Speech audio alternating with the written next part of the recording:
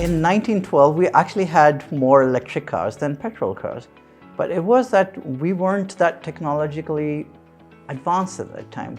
We didn't know how things worked very well.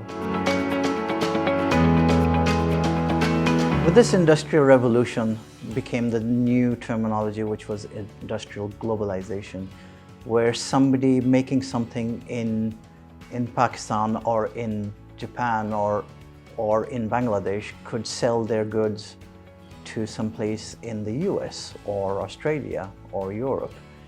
And one of the main components for that was transportation. And transportation, which means cars and bikes and trucks and ships, they all also were machines. And machines were all running on petrol. We're burning fossil fuels to run the machines. And when we burn something, there's always something that comes out of it. And that's what we call these greenhouse gases or emission gases.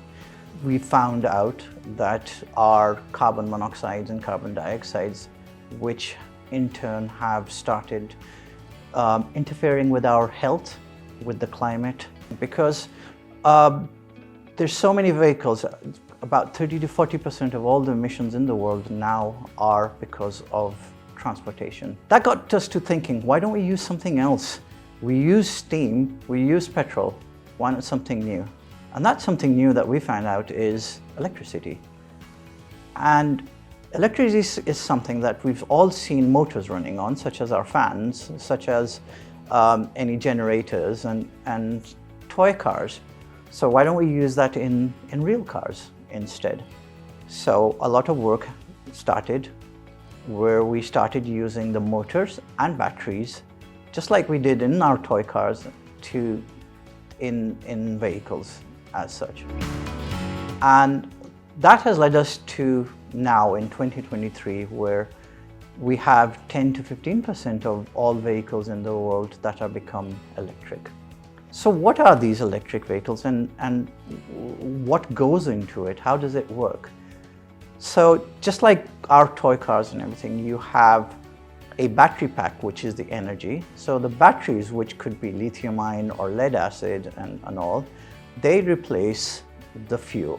So we can put these batteries, these motors, and all the controllers into cars, into motorbikes, into our buses, and into our trucks and ships and airplanes if required.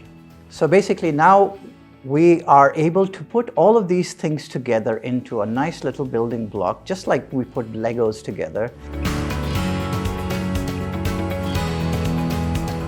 But somebody would say, well, so are we getting this electricity from the grid? We're having load shedding all this time and you want to put more electric vehicles in that thing. But that's the good thing about it, that batteries from electric vehicles such as motorcycles, cars, or even buses, they can be charged through something called renewable energies. And that is also, in Pakistan, you're seeing a lot happening. Renewable energies are things such as solar panels or wind turbines. So we have nearly around 30 electric motorbike companies that are in Pakistan now that are trying to provide electric motorbikes for everyone. The interesting thing is that whenever we have electricity going through wires and going through houses and everything, there are some losses. And in the world, it's about 5%. In Pakistan, it's between 20 to 25%. So these are the things that all of these institutes, such as policymakers and governmental organizations and the industry and academics, are trying to work. The reason why I'm telling you these things is so that you can ask these things of, I want to have an electric vehicle.